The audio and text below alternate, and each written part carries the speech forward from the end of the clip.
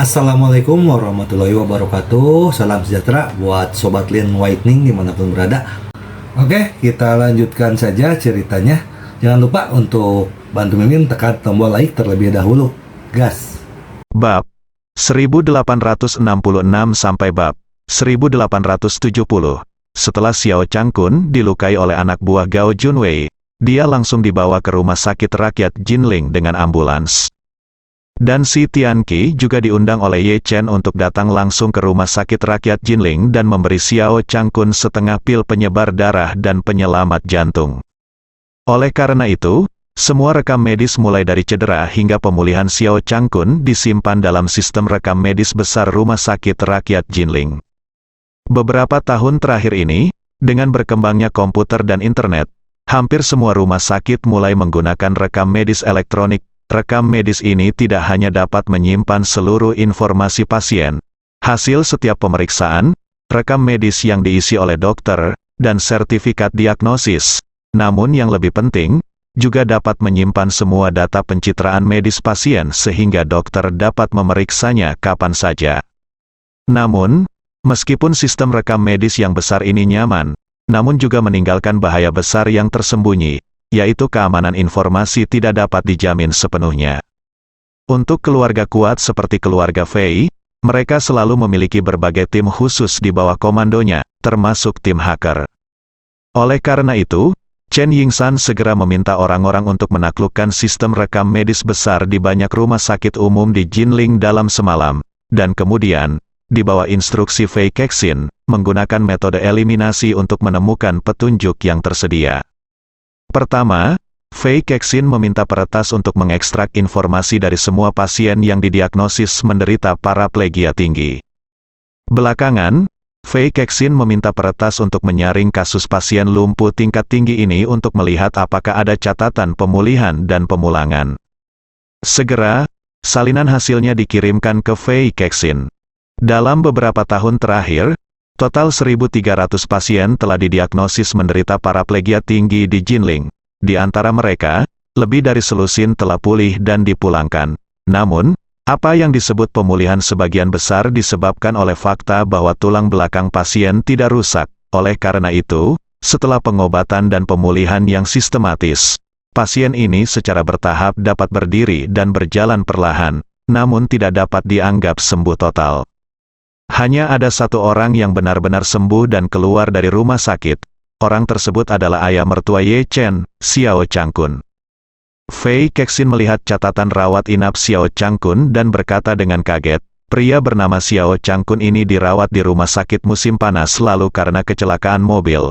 Hasil CT setelah masuk menunjukkan bahwa dia mengalami cedera tulang belakang total. Ini secara klinis paraplegia tinggi yang tidak dapat disembuhkan. Namun, hasil CT sore itu menunjukkan bahwa cedera tulang belakangnya telah pulih sepenuhnya, sungguh sulit dipercaya.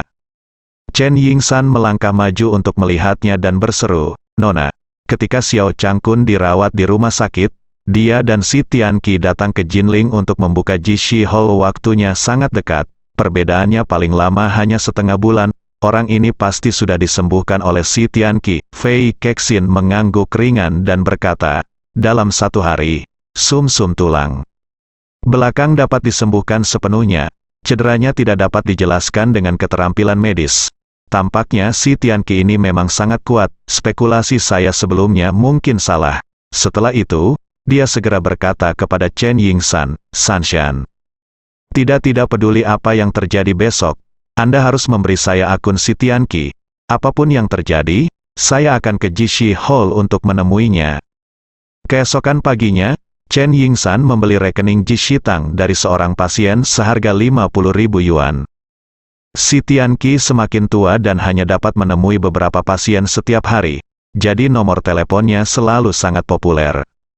Kemudian, Fei Kexin, ditemani oleh Chen Yingshan, datang ke ruang tunggu di dalam aula Jishi. Si Tianqi mengunjungi klinik pagi ini, dan cucunya Chen Xiaozhao bertindak sebagai asistennya, membantunya dalam segala hal dan belajar lebih banyak tentang pengalaman konsultasi. Begitu bertemu Fei Kexin, Chen Xiaozhao dikejutkan dengan penampilannya. Meski selalu sangat percaya diri dengan penampilannya, ia tetap merasa sedikit malu di depan Fei Kexin. Setelah memeriksa voucher pendaftaran di tangan Fei Kexin, dia untuk sementara mengaturnya untuk duduk di ruang tunggu dan berkata, "Nyonya, mohon tunggu sebentar, saya akan memberitahu Anda ketika saya tiba."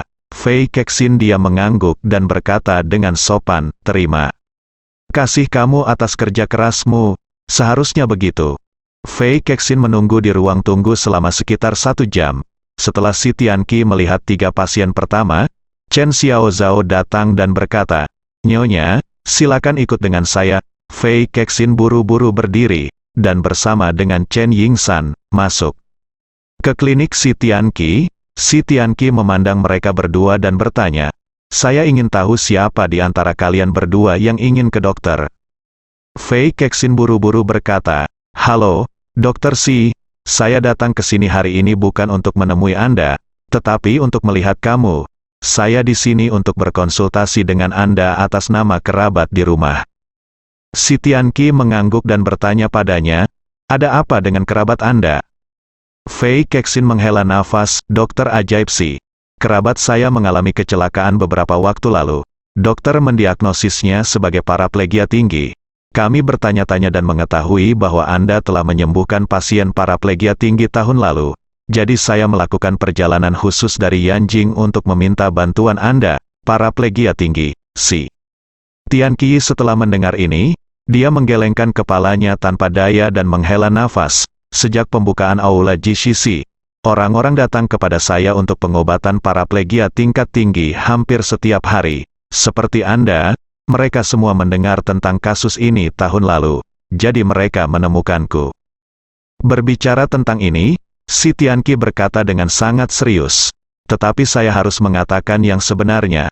Kasus tahun lalu memang paraplegia tingkat tinggi dan telah disembuhkan. Tetapi bukan keterampilan medis Si Tianqi saya yang menyembuhkannya. Sabar, sungguh menakjubkan, ini hanya kebetulan." Fei Kexin bertanya dengan heran, "Suatu kebetulan? Mengapa Anda mengatakan ini, Dokter Ilahi Si?" Si Tianqi berkata dengan serius, "Saya tidak bisa menjelaskan detailnya dengan jelas. Jadi tolong maafkan saya. Tapi apa yang bisa saya katakan adalah bahwa penghargaan untuk menyembuhkan pasien itu bukan milik saya. Dan jika saya diminta untuk merawat pasien yang sama lagi, saya tidak akan memiliki kemampuan." Fei Kexin dengan cepat bertanya, "Si Senyi, Anda mengatakan bahwa pujian itu bukan milik Anda, tetapi paraplegia tinggi pasien itu memang telah disembuhkan. Jadi, apakah Anda mengatakan bahwa ada orang lain di balik kesembuhan pasien itu? Atau Anda mengatakan bahwa Anda yang menyembuhkan pasien itu sejak awal, karena manfaat dari semacam obat mujarab?"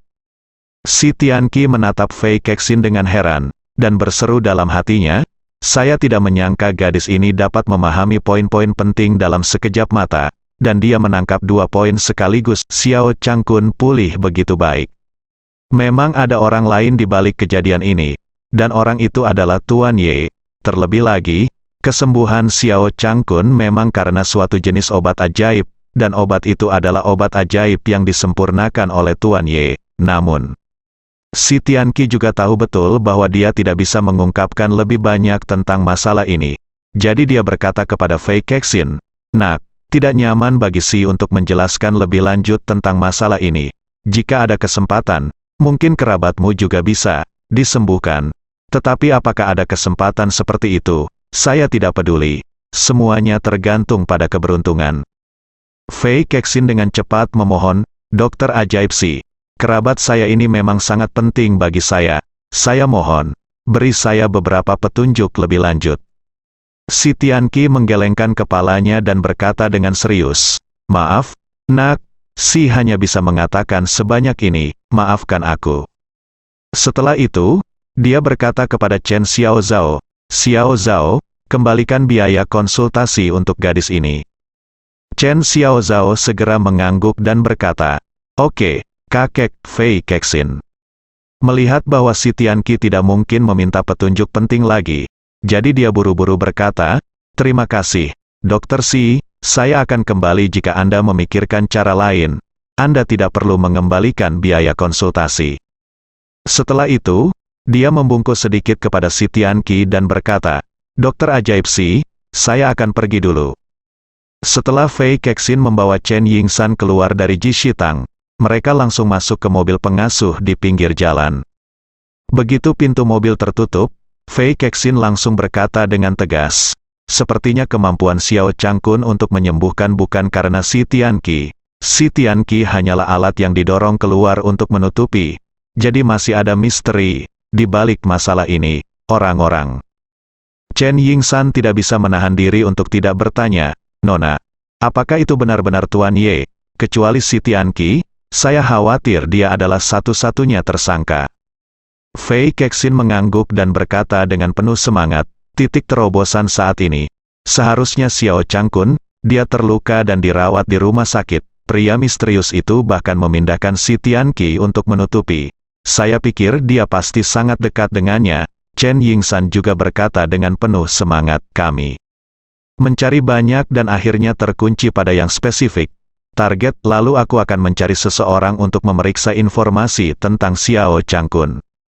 Oke, mata Fei Kexin menyala-nyala, dan dia memperingatkan, "Kita harus memeriksa semua informasi tentang Xiao Changkun dan seluruh kerabatnya, latar belakang identitas, latar belakang pendidikan, riwayat pekerjaan, latar belakang keluarga, Selain itu, Anda harus ingat untuk menggunakan saluran satu arah dengan tingkat kerahasiaan tertinggi dan jangan pernah membeberkan petunjuk apapun. Yang disebut satu saluran arah mengacu pada transmisi informasi identitas. Hanya transmisi satu arah yang dimungkinkan, artinya, Anda mengetahui informasi pelapor dan dapat menerima informasi serta intelijen yang dikembalikan oleh pelapor, tetapi pelapor tidak mengetahui informasi Anda sendiri. Dalam hal ini, setelah informan mengungkap jejaknya, pihak lain tidak akan dapat menemukannya melalui informan tersebut. Hal ini dapat dikatakan sebagai cara paling aman untuk memperoleh intelijen. Fei Kexin sangat menyadari karakteristik jaringan intelijen. Hal ini terkadang menjadi pedang bermata dua.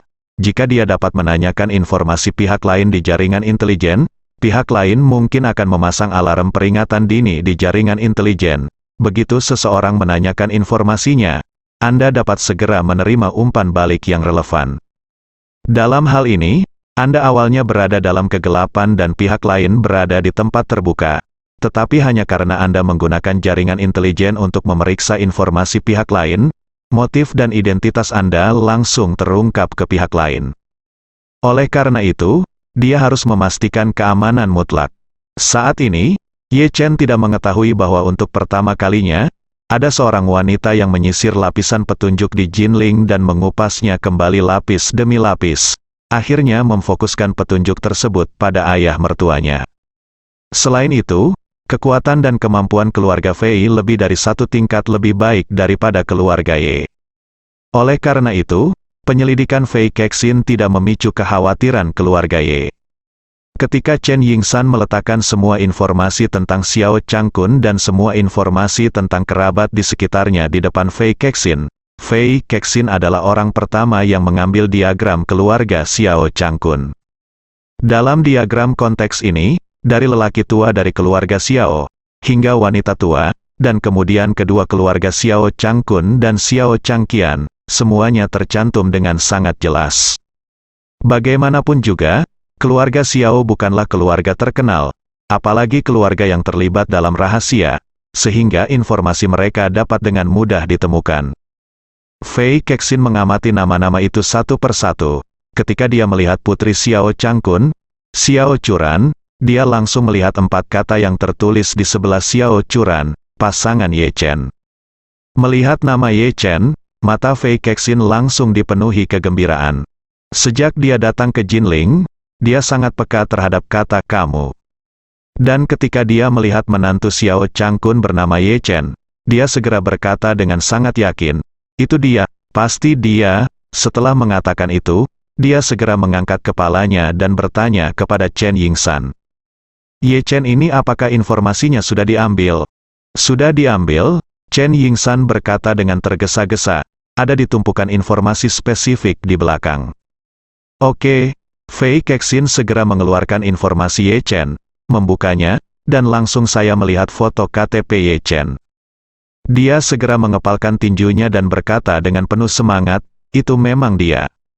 Setelah itu, dia dengan lembut mengetuk profil foto Ye Chen dengan jarinya dan bergumam, "Halo Tuan Ye, akhirnya kita bertemu lagi." Setelah itu, dia segera mulai memeriksa informasi resmi Ye Chen, tetapi setelah sekilas, dia terkejut dan berkata, Ye Chen ini tidak memiliki informasi yang relevan tentang latar belakang keluarganya. Dia tidak memiliki orang tua, kakek nenek, atau bahkan He tidak memiliki kerabat. Apakah dia baru saja melompat keluar dari celah batu? Chen Yingsan mengangguk dan menjelaskan, "Nona, pengalaman hidup Ye Chen ini agak menyedihkan. Data resmi menunjukkan bahwa dia ditinggalkan ketika dia dilahirkan. Kemudian dia diadopsi oleh panti asuhan Jinling.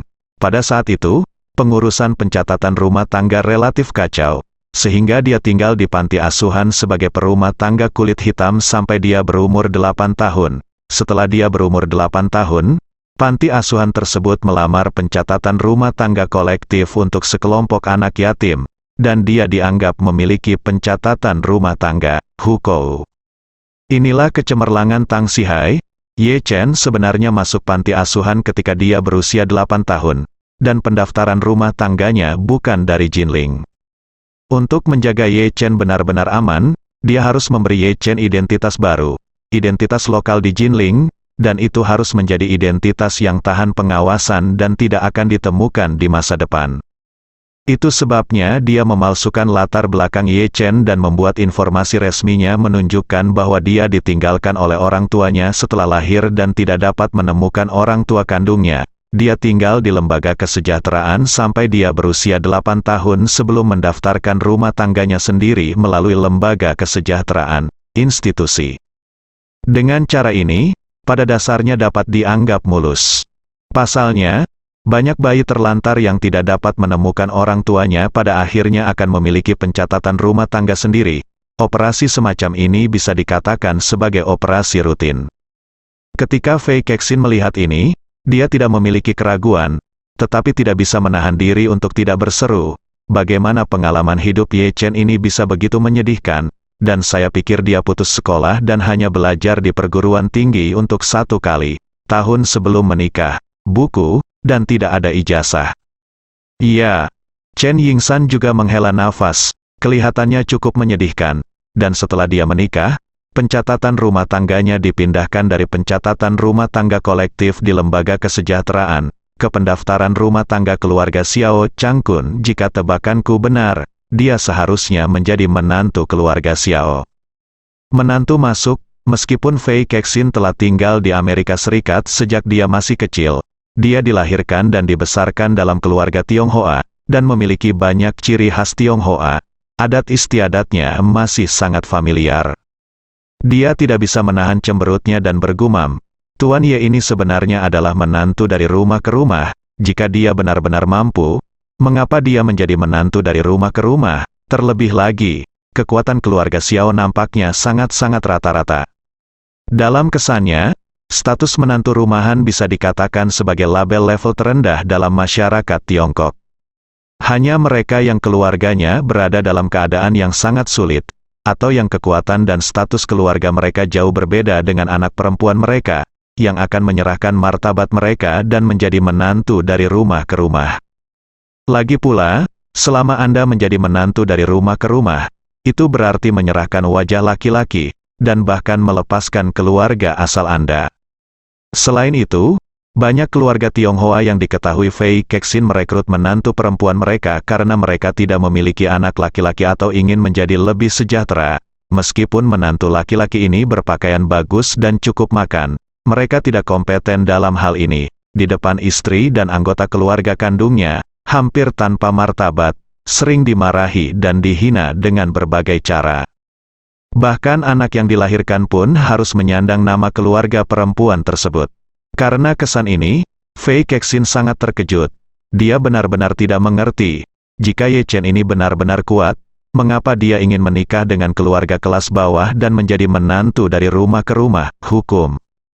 Karena dia tidak bisa memahaminya, Fei Kexin mengerutkan kening dan terdiam untuk waktu yang lama, masih memikirkan kemungkinannya. Chen Yingsan melihat ekspresinya serius dan sedikit bermasalah, jadi dia tidak bisa tidak bertanya, "Nona, apa pendapatmu tentang masalah ini sekarang?" Fei Kexin menghela nafas, menatap sejumlah besar informasi di depannya, dan berbicara dengan bayi yang halus dan halus menggosok pelipisnya dengan tangan gioknya, dan berkata dengan sedih, "Dari informasi ini, seluruh keluarga Xiao, mulai dari Nyonya Xiao, menghitungnya satu persatu, aset gabungan mereka hanya melebihi 100 juta yuan.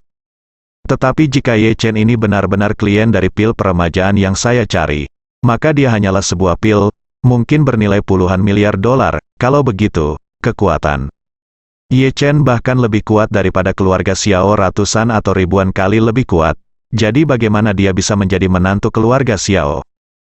Berbicara tentang ini, Fei Kexin menambahkan, "Menurut proporsi yang sama, ini seperti orang kaya dengan kekayaan bersih hampir 10 juta, sebuah keluarga miskin yang total aset keluarganya bahkan tidak memiliki 10.000 yuan.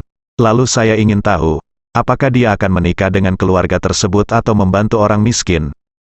"Iya." Chen Yingsan juga sangat prihatin. Dia mengangguk setuju dan berkata, "Jika menurut perbedaan harga ini, seluruh keluarga Xiao harus mendukung Ye Chen sebagai leluhur mereka, bagaimana kita bisa mengatakan bahwa Ye Chen adalah putra mertua?" Setelah itu, dia bertanya lagi, "Nona, ya, mungkinkah kita membuat penilaian yang salah sejak awal?" Fei Kexin mengerutkan bibirnya, dan tatapan tegas tiba-tiba muncul di matanya, dan dia berkata dengan suara yang dalam, "Kami telah fokus pada poin ini sedikit demi sedikit dari petunjuk samping. Mereka baik-baik saja, seharusnya tidak ada kesalahan. Apalagi, kasus Xiao Changkun juga ada di sini. Dia memang menderita hemiplegia karena cedera tulang belakang total, tetapi dia pulih sepenuhnya dalam waktu kurang dari sehari. Keajaiban medis yang belum pernah terjadi sebelumnya ini juga nyata, itu terjadi sebelumnya. Apakah Ye Chen ini orang yang kita cari atau bukan? Saya yakin Xiao Changkun pasti sudah disembuhkan oleh orang yang kita cari." Setelah mengatakan ini, Fei Kexin berdiri dan berkata dengan lebih tegas pada ekspresi dan matanya, "Xiao Changkun ini memiliki resume pribadi yang sangat biasa-biasa saja dan pada dasarnya tidak ada yang bisa ditunjukkan. Jika tidak ada orang mulia yang membantunya, seseorang seperti dia suatu hari nanti akan mencapai posisi yang tinggi. Paraplegia, dia hanya bisa berbaring di tempat tidur selama sisa hidupnya, tanpa kemungkinan sembuh. Dan saya telah memeriksa keluarga dan koneksi Xiao Changkun, kecuali Ye Chen, yang memiliki latar belakang misterius. Semua orang biasa-biasa saja seperti Xiao Changkun, dan tidak mungkin untuk membantu. Ayolah, Xiao Changkun." Chen Yingsan buru-buru berkata, "Nona, latar belakang Ye Chen ini sama sekali tidak misterius, semua latar belakangnya sekilas terlihat jelas dibandingkan dengan keluarga Xiao. Dia bahkan tidak biasa-biasa saja." "Tidak," Fei Kexin berkata dengan serius, "riwayat hidup Ye Chen sebelum usia 18 tahun hampir sepenuhnya kosong. Itu menunjukkan bahwa dia tidak pernah bersekolah di sekolah dasar formal, sekolah atau sekolah menengah pertama formal. Dia menerima wajib belajar 9 tahun di lembaga kesejahteraan. Ya, resume semacam ini hampir kosong. Semakin seperti ini, semakin saya merasa tak terduga, berbicara tentang ini, Fei." Kexin berkata lagi, mengenai mengapa Ye Chen ingin menikah dengan keluarga Xiao. "Sejujurnya, saya belum memikirkannya. Saya mengerti, tapi saya pikir dia pasti punya alasan dan alasannya sendiri." Chen Yingsan bertanya, "Nona, apakah sekarang kamu yakin orang yang kamu cari adalah Ye Chen ini?" "Saya yakin," Fei Kexin dia berkata dengan tegas. "Jika bukan dia, maka itu membuktikan bahwa saya salah tentang masalah ini dari awal hingga akhir. Tetapi jika saya benar tentang satu hal dari awal hingga akhir, itu pasti dia." Pada titik ini, Fei Kexin dengan cepat mengambil informasi Xiao Changkun dan berkata, "Xiao Changkun ini sekarang adalah wakil presiden eksekutif lukisan Jinling dan asosiasi kaligrafi. Silakan periksa situasi spesifik asosiasi lukisan dan kaligrafi Jinling untuk saya. Saya akan melihat apakah saya bisa belajar dari ini." Xiao Changkun temukan terobosan. Xiao Changkun sering pergi lebih awal dan kembali terlambat beberapa hari terakhir. Meskipun Asosiasi Kaligrafi dan Lukisan Jinling adalah organisasi non-pemerintah profesional, sebenarnya setengah resminya. Secara umum, ini adalah organisasi rakyat semi-resmi dan semi-sipil. Kalau tidak ada kebutuhan resmi, maka itu adalah sekelompok kecil peminat hobi. Namun jika ada acara resmi maka akan hadir atas nama pejabat tersebut. Dalam pertukaran budaya antara Jinling dan kota kembar di Korea Selatan, Asosiasi Lukisan dan Kaligrafi secara alami menjadi perwakilan persahabatan resmi dan utusan pertukaran. Oleh karena itu, untuk menyukseskan kegiatan pertukaran, Xiao Changkun telah mengikuti Presiden Pei dari Asosiasi Lukisan dan Kaligrafi dalam beberapa hari terakhir untuk mengikuti berbagai simposium di kota tersebut. Meskipun dia sangat sibuk, Xiao Changkun sangat bersemangat akhir-akhir ini. Dia telah terbiasa dengan keadaan biasa-biasa saja dalam hidupnya, dan tidak melakukan sesuatu yang bereputasi baik selama 50 tahun. Sekarang sebagai orang kedua di Asosiasi Kaligrafi dan Lukisan, dia menghadiri berbagai pertemuan formal dan bertemu dengan berbagai pemimpin dan elit setiap hari, yang tiba-tiba membuatnya merasa dirinya sama khayalan elit. Sore ini perwakilan Asosiasi Kaligrafi dan Lukisan berangkat ke kota untuk pertemuan lagi. Kali ini mereka ingin berkomunikasi dengan rekan-rekan dari Asosiasi Seni Rakyat, Asosiasi Penulis, dan Universitas Lansia tentang detail pertukaran di Korea ini. Hadir dalam pertemuan tersebut tidak hanya Xiao Changkun yang mewakili Asosiasi Kaligrafi dan Lukisan, tetapi juga cinta pertama Xiao Changkun, Han Meiking, yang mewakili Universitas untuk Lansia, dan He Yuanjiang, teman sekelas lama Ibu Ye Chen dan ayah He Ziqiu. Han Meiking dan He Yuanjiang keduanya adalah mahasiswa PhD yang kembali ke Tiongkok dari Amerika Serikat. Han Meiking telah berkecimpung dalam industri hukum di Amerika Serikat selama bertahun-tahun dan memiliki pengalaman yang sangat kaya, sedangkan He Yuanjiang adalah pakar ekonomi yang terkenal secara internasional. Meski sudah lama tidak berkumpul di Universitas Lansia, mereka sudah sangat sukses. Tak lama kemudian, dengan kemampuan luar biasa mereka menjadi dua profesor tamu paling bergengsi di Universitas Lansia. Sebagai perbandingan, Xiao Changkun tidak begitu menarik perhatian. Meski menjabat sebagai wakil presiden Asosiasi Seni Lukis dan Kaligrafi, ia hanya mengetahui sedikit tentang bidang seni lukis dan kaligrafi.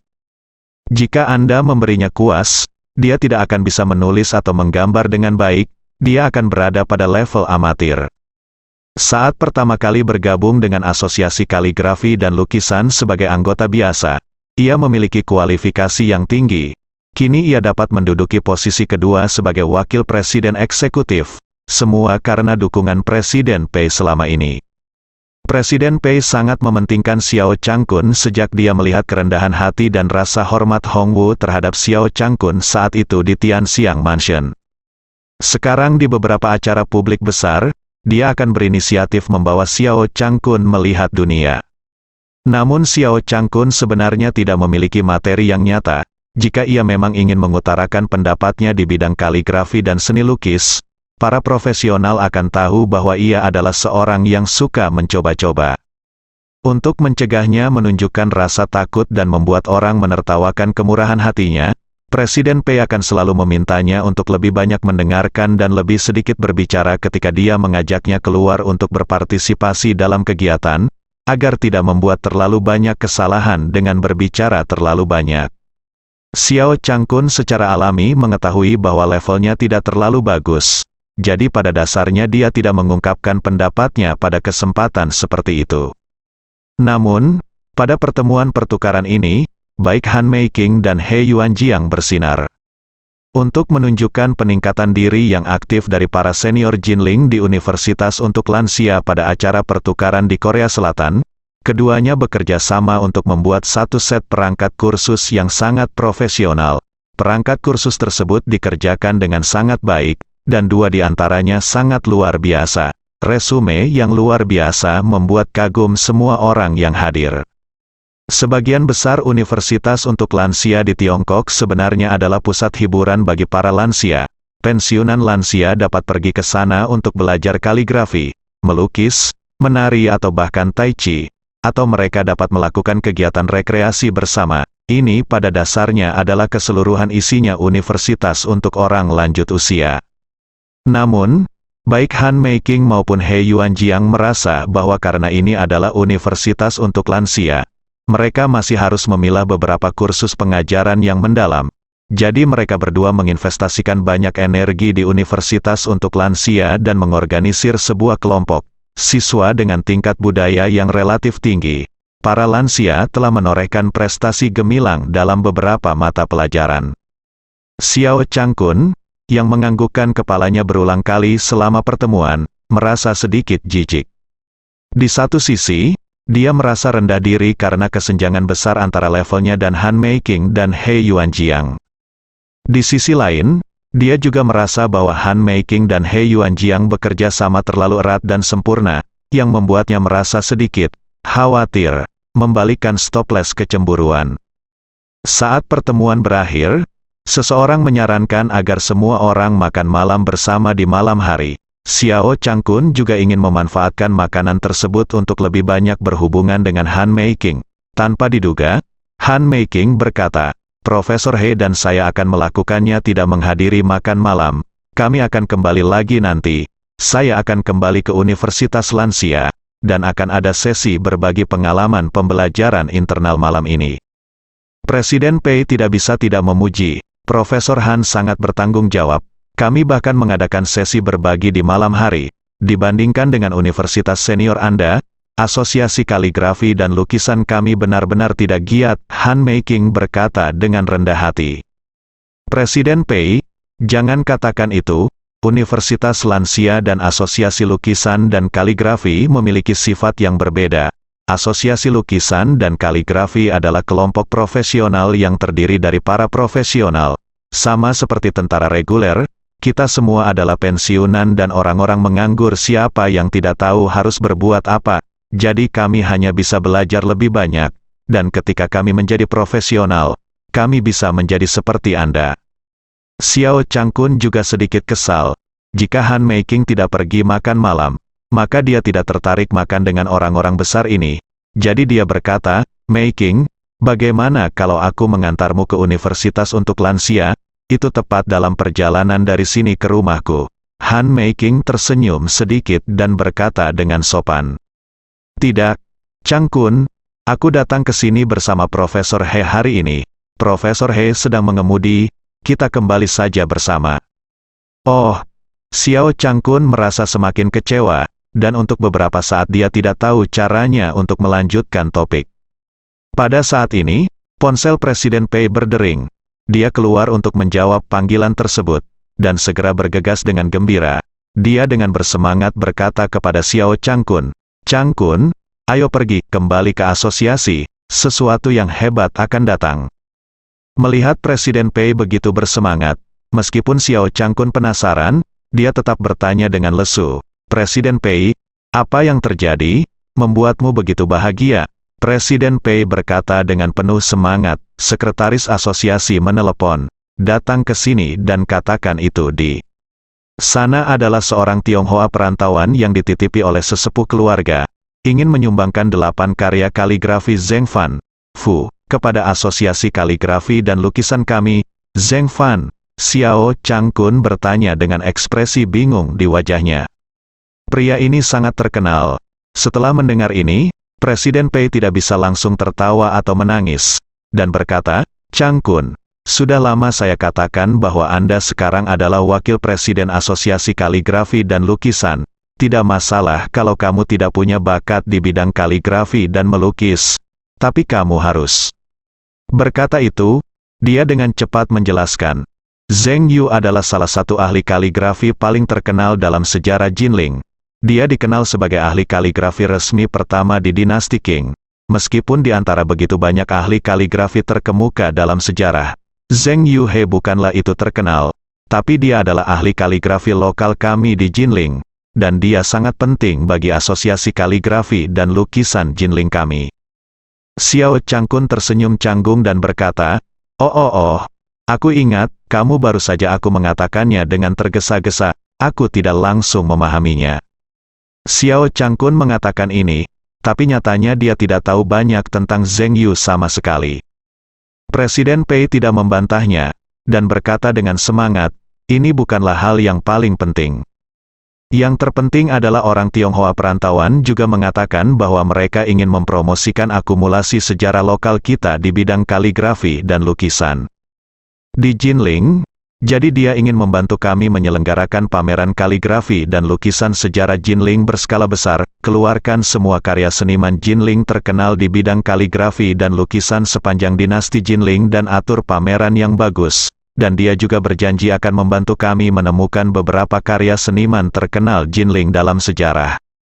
Saat dia berbicara, dia menepuk bahu Xiao Changkun dan berkata dengan penuh semangat, jika pameran ini berhasil, asosiasi kaligrafi dan lukisan kita akan menjadi terkenal, ayo kembali ke asosiasi dan temui orang Tionghoa perantauan ini.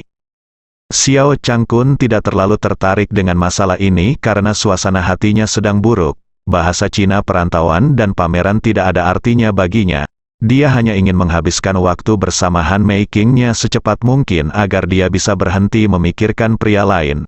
Pikirkanlah, terutama He Yuanjiang. Namun, bagaimanapun juga, dia adalah tokoh nomor 2 di Asosiasi Kaligrafi dan Lukisan. Presiden Pei mengatakan demikian. Dia tidak boleh melepaskannya, jadi dia hanya bisa setuju dan berkata, oke. Ayo pergi sekarang. Secara kebetulan, Han Meiking mengikuti He Yuanjiang juga selesai mengemas laptop yang dibawanya. Melihat Xiao Changkun dan Presiden Pei hendak pergi, Han Meiking melangkah maju dan bertanya dengan rasa ingin tahu, Changkun, apakah kamu tidak pergi ke pesta makan malam? Tidak pergi, kata Xiao Changkun. Kebetulan ada sesuatu yang mendesak di asosiasi. Presiden Pei dan saya harus kembali. Han Meiking mengangguk dan berkata, Profesor He dan saya juga akan pergi, ayo pergi bersama. Mereka berempat berjalan ke tempat parkir bersama, mobil He Yuanjiang diparkir di dekatnya. Jadi Han Meiking berkata kepada Xiao Changkun dan Presiden Pei, Changkun, Presiden Pei, ayo berangkat dulu dan sampai jumpa di lain hari. Presiden Pei berkata dengan riang, pergilah. Profesor Han, kamu dan Profesor He pergi dulu. Kita akan parkir jauh.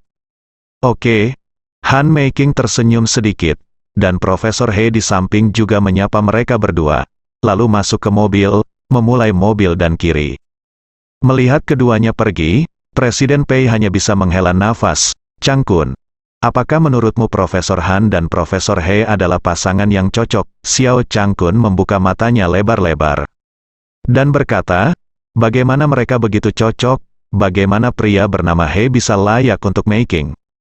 Presiden Pei berkata dengan serius, Anda tahu, keduanya sama-sama berbakat.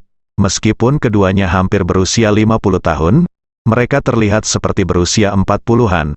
Tampaknya mereka berusia sekitar 10 tahun, dan mereka berdua adalah siswa terbaik yang kembali dari Amerika Serikat. Mereka pasti memiliki lebih banyak kesamaan topik, dan kudengar mereka berdua janda. Jadi mereka pasangan yang cocok. Xiao Changkun merasa sangat tidak nyaman, dan dia tidak tahan. Dia tidak bisa menahan diri untuk tidak bergumam dengan sedikit tertekan. Saya pikir He Yuanjiang hanyalah seekor katak yang ingin makan daging angsa. Presiden Pei mengerutkan kening dan bertanya dengan heran. Setiap orang memiliki kesan yang sangat baik terhadap Profesor He. Mengapa Anda begitu berprasangka buruk terhadapnya? Mereka berdua adalah orang yang sama dalam arti sebenarnya. Angsa jantan memakan angsa betina, dan mereka satu kelas, pasangan yang sempurna. Ketika Xiao Changkun mendengar bahwa dia mengatakan bahwa angsa jantan memakan angsa betina, dia bahkan lebih marah. Dia tidak bisa menahan diri untuk mengutuk secara diam-diam. Pei tua, apa maksudmu? Angsa jantan jenis apa yang memakan angsa betina? Saya, Xiao Changkun, adalah rekan penulisnya. Apakah itu katak, Presiden? Pei melihat kekesalan pada ekspresi Xiao Changkun dan berseru, Changkun, apakah kamu tertarik pada Profesor Han? Presiden Pei tidak mengetahui kejadian masa lalu antara Xiao Changkun dan Han Meiking. Saya tahu bahwa mereka berdua saling kenal dan merupakan teman sekelas lama. Apalagi Xiao Changkun punya keluarga. Presiden Pei mengetahui hal ini dengan baik, jadi dia tidak pernah memikirkannya. Namun, melihat Xiao Changkun tampak sangat kesal karena Han Meiking semakin dekat dengan He Yuanjiang, dia langsung merasakan sesuatu tentang hal itu. Xiao Changkun benar-benar pengecut setingkat buku teks. Beraninya dia mengakuinya ketika seseorang mengungkapkan pikirannya saat ini. Jadi dia segera melambaikan tangannya dan berkata, "Saya tidak memilikinya, Presiden Pei. Saya hanya berpikir bahwa He Yuanjiang tidak layak untuk making." Presiden Pei mengangguk dan berkata dengan serius, "Changkun, sebaiknya Anda tidak melakukannya. Tidak ada ide seperti itu. Perlu Anda ketahui bahwa Asosiasi Kaligrafi dan Lukisan kami setengah resmi. Yang kami wakili adalah wajah bidang kebudayaan, dan Anda adalah seorang laki-laki yang beristri. Jika terjadi sesuatu saat ini, Anda akan selalu memberi naik, atau kamu akan berada dalam dua situasi yang berbeda. Ini masalah gaya. Aku bahkan tidak bisa melindungimu." Ketika Xiao Changkun mendengar ini, hatinya tiba-tiba menjadi dingin, dan wajah Malan tiba-tiba muncul di benaknya. Dia hampir bisa membayangkan reaksi kekerasan seperti apa yang akan dialami Malan jika dia tahu bahwa Han Meiking telah kembali ke Tiongkok dan semakin dekat dengannya. Saat itu, saya khawatir Mars akan menabrak bumi. Namun, dia tidak punya kesempatan untuk menceraikan Malan. Malan sudah menegaskan bahwa dia tidak akan menceraikannya. Jadi meskipun dia mengajukan cerai secara sepihak, itu tidak mungkin. Menurut peraturan yang berlaku saat ini, dengan alasan kedua belah pihak tidak memiliki kesalahan yang besar, maka yang pertama kali mengajukan cerai adalah 2 tahun tinggal. Jika tidak, meskipun telah diajukan gugatan, pengadilan akan memutuskan bahwa perceraian tidak diperbolehkan. Terlebih lagi, jika dia benar-benar ingin berpisah dari Malan, apakah Malan harus menyiksa dirinya sendiri sampai mati dalam 2 tahun terakhir? Ketika memikirkan hal ini, Xiao Changkun merasa gugup dan merasa tidak nyaman. Dia telah bersama Malan selama bertahun-tahun dan telah ditekan oleh Malan dengan berbagai cara. Dia telah lama memiliki ketakutan mental yang kuat terhadap Malan. Meskipun dia adalah orang besar, dan Malan hanyalah seorang yang cerdik, terkadang, karena bayangan psikologis, atau karena penindasan selama bertahun-tahun, mudah bagi orang besar untuk berada dalam posisi yang benar-benar pasif dan lemah. Dalam kehidupan nyata, meskipun sebagian besar kekerasan dalam rumah tangga dilakukan oleh laki-laki terhadap perempuan, terdapat juga beberapa kasus kekerasan dalam rumah tangga yang dilakukan oleh perempuan terhadap laki-laki. Sebagian besar kekerasan yang dilakukan laki-laki terhadap perempuan disebabkan karena laki-laki secara alami lebih kuat daripada perempuan dan mengandalkan tubuh mereka untuk mendapatkan keunggulan. Ketika perempuan melakukan kekerasan terhadap laki-laki, hal ini terutama disebabkan oleh perempuan yang menggunakan metode mereka sendiri untuk menempatkan laki-laki di bawah tekanan mental selama bertahun-tahun, menyebabkan mereka menjadi tunduk secara mental dan terbiasa terus-menerus ditekan oleh laki-laki. Inilah yang terjadi pada Xiao Changkun. Dia tahu bahwa Malan adalah batu sandungan antara dia dan Han Meiking, tapi dia masih tidak memiliki keberanian untuk mengusirnya. Melihatnya dalam keadaan linglung, Presiden Pei mau tidak mau bertanya kepadanya, "Changkun, apa yang kamu pikirkan?" Xiao Changkun kembali sadar dan buru-buru berkata, "Tidak apa-apa, tidak apa-apa." Presiden Pei tidak berpikir terlalu banyak dan memberitahunya berkata, "Ayo cepat, orang Tionghoa perantauan masih menunggu." Segera, Presiden Pei dan Xiao Changkun mengendarai mobil mereka sendiri kembali ke Asosiasi Lukisan dan Kaligrafi. Saat ini, Fei Kexin sudah lama menunggu di sini. Segera setelah Presiden Pei kembali, sekretaris membawa dia dan Xiao Changkun ke ruang konferensi dan berkata kepada Fei Kexin yang sedang menunggu di sini, "Nona Zhan, keduanya adalah Presiden Pei dan Wakil Presiden Xiao dari Asosiasi Kaligrafi dan Lukisan kami." Setelah itu, dia memperkenalkan mereka berdua, Presiden Pei, Wakil Presiden Xiao. "Ini adalah orang Prancis Cina yang saya sebutkan di telepon, Zhan Feier, Nona Zhan, demi keamanan." Fei Kexin tidak gunakan identitas aslimu, namun baginya, ia memiliki identitas yang sepenuhnya sah dan asli di beberapa negara. Identitas Zhan Feier keturunan Prancis China ini hanyalah salah satu dari sekian banyak identitasnya. Fei Kexin melihat Xiao Changkun sekali lagi dan akhirnya merasa lega. Selama dia berhubungan dengan Xiao Changkun, dia akan memiliki kesempatan untuk mengetahui tentang menantunya Ye Chen. Jadi, dia berdiri dengan sangat sopan dan berkata sambil tersenyum, "Dua Presiden, saya sudah lama mengagumi nama Anda, dan akhirnya saya bertemu dengan Anda." Presiden Pei tidak menyangka bahwa orang Tionghoa perantauan ini ternyata adalah seorang muda dan gadis cantik. Setelah tertegun, dia segera tersenyum dan berkata, "Nona Zhan sangat sopan. Saya mendengar bahwa seorang Tionghoa perantauan ingin menyumbangkan kaligrafi dan lukisan, tetapi saya tidak menyangka itu untuk seorang wanita muda. Apakah Nona Zhan sebelumnya dari Jinling?" Fei Kexin tersenyum tipis dan menggelengkan kepalanya. "Nenek moyang kita berasal dari Jinling. Meskipun generasi sekarang telah menetap di luar negeri, para tetua dalam keluarga masih memiliki perasaan yang sangat mendalam terhadap Jinling. Hanya saja lelaki tua itu sudah tua dan tidak nyaman baginya untuk datang ke sini. Jadi dia mempercayakan saya untuk melakukan yang terbaik untuk komunitas kaligrafi dan lukisan di Jinling." Sedikit usaha, saat dia berbicara, dia memanggil Chen Yingsan di sampingnya. "Sanshan, cepat bawa kemari kaligrafi dan lukisan yang disiapkan oleh lelaki tua itu." Chen Yingsan dengan cepat melangkah maju dan membawa sebuah kotak kayu yang terbuat dari nanmu emas. Kotak itu dibuka di meja konferensi, dan 8 gulungan ditempatkan di dalamnya. Keluarga Fei membeli 8 lukisan kaligrafi ini dari seorang kolektor Amerika tadi malam dan mengirimkannya ke Jinling semalaman. Tujuannya adalah untuk mencocokkan latar belakang cerita yang dibuat oleh Fei Kexin sehingga dapat memanfaatkan kesempatan untuk berhubungan dengan Xiao Changkun. Namun, baik Presiden Pei maupun Xiao Changkun tidak tahu bahwa Fei Kexin telah bertindak sedemikian besar hanya untuk mencari kesempatan mendekati menantu Xiao Changkun, Ye Chen. Setelah itu, Fei Kexin memberi isyarat undangan kepada Presiden Pei dan Xiao Changkun, dan berkata dengan hormat, "Dua Presiden, 8 lukisan kaligrafi ini adalah 8 lukisan Zheng Yun yang diminta oleh para lansia di rumah untuk saya bawa kembali. Silakan lihat." Presiden Pei secara alami sangat bersemangat. Dia segera mengeluarkan sepasang sarung tangan putih dari sakunya, melangkah maju dan dengan hati-hati mengambil salah satu kata, menyebarkannya dengan lembut di atas meja, dan memuji sambil membaca, "Ini memang Zheng karya asli Fan." Dan melihat tulisan tangannya, itu adalah karya sisa dari masa keemasan Zheng Fan yang paling makmur. Sangat terpelihara dengan baik dan sangat berharga. Fei Kexin mengangguk dan berkata sambil tersenyum, 8 lukisan Zheng Fan.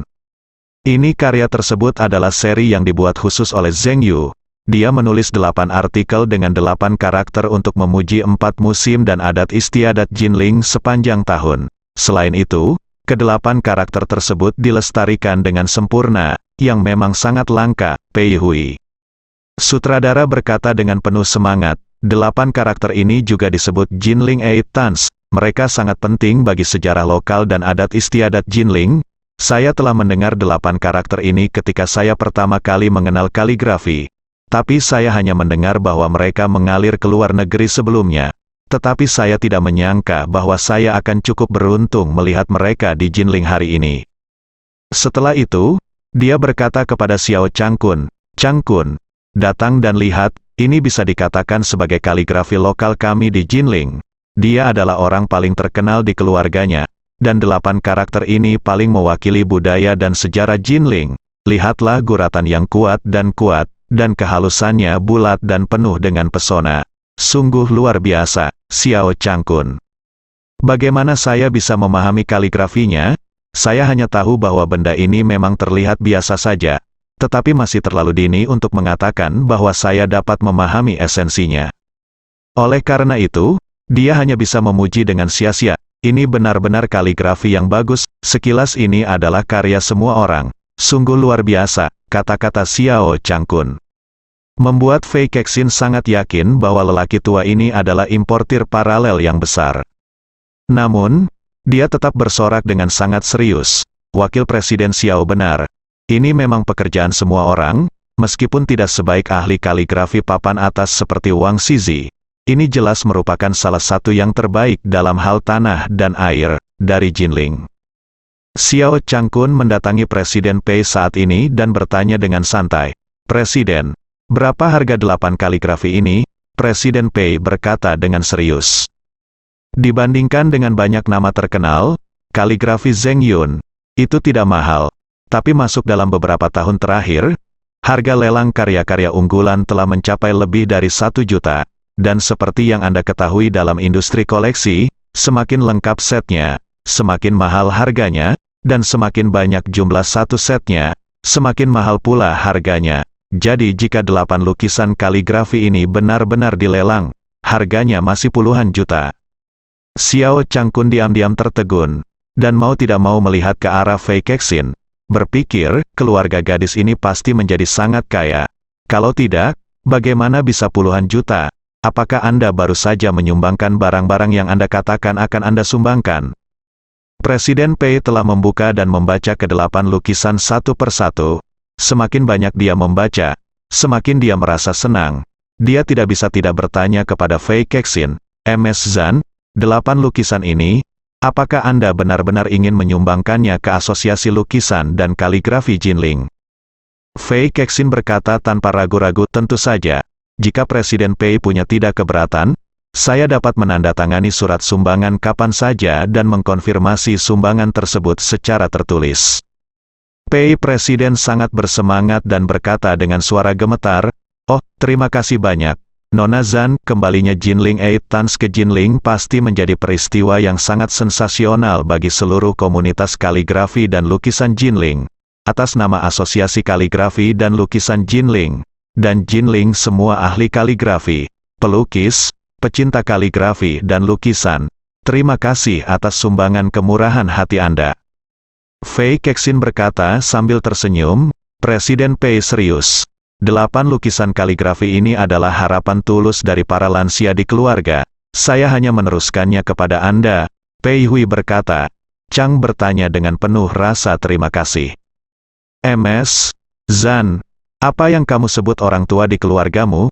Saya akan kembali dan mempublikasikannya di lingkaran kaligrafi dan lukisan Jinling sehingga semua orang akan mengingat kontribusinya terhadap upaya budaya Jinling. Fei Kexin berkata dengan serius, Penatua Pei Hui. Kakek saya tidak menonjolkan diri dan tidak ingin mengungkapkan terlalu banyak tentang identitasnya. Namun, para tetua di keluarga selalu peduli dengan promosi dan perkembangan sejarah dan budaya Jinling. Jadi kali ini mereka juga meminta saya untuk mengadakannya. Pameran seni lokal Jinling di Jinling, kami harus meminta kedua presiden untuk membantu mengatur masalah ini.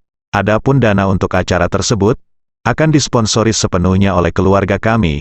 Saat pameran dimulai, dia pasti akan datang ke Jinling untuk berpartisipasi, dan dia juga akan memiliki kesempatan untuk berkomunikasi dengan kalian berdua secara langsung. Presiden Pei mengangguk dan berkata dengan serius, kalau begitu ketika pameran dimulai, mari kita lihat lagi gaya lelaki tua itu. Setelah itu, dia dengan ragu-ragu bertanya, Ms. Zhan, saya tidak tahu bagaimana sikap keluarga Anda terhadap pameran seni. Adalah, berapa anggarannya? Fei Kexin berkata dengan santai, mari kita tetapkan dulu 50 juta yuan.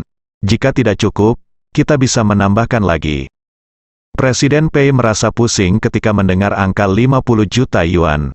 Sebagian besar pendanaan untuk Asosiasi Lukisan dan Kaligrafi berasal dari alokasi keuangan tingkat tinggi. Tetapi alokasi tahunan hanya beberapa ratus hingga puluhan juta. Ketika dana tidak mencukupi setiap tahun, Presiden Pei akan memimpin semua orang untuk menghasilkan pendapatan untuk memastikan kelancaran Asosiasi Seni Lukis dan Kaligrafi. Oleh karena itu, saya sudah terbiasa hidup serba pas-pasan, dan ketika pertama kali mendengar pameran seni berbiaya 50 juta, saya sama sekali tidak bisa beradaptasi. Xiao Changkun sangat bersemangat dan mau tidak mau berkata kepada Presiden Pei, Presiden, dengan 50 juta ini, kita dapat melakukan sesuatu yang besar. Saat itu, kemegahannya akan lebih megah, dan asosiasi seni lainnya di Jinling, termasuk orang-orang dari Universitas Lansia harus memperhatikannya dengan baik.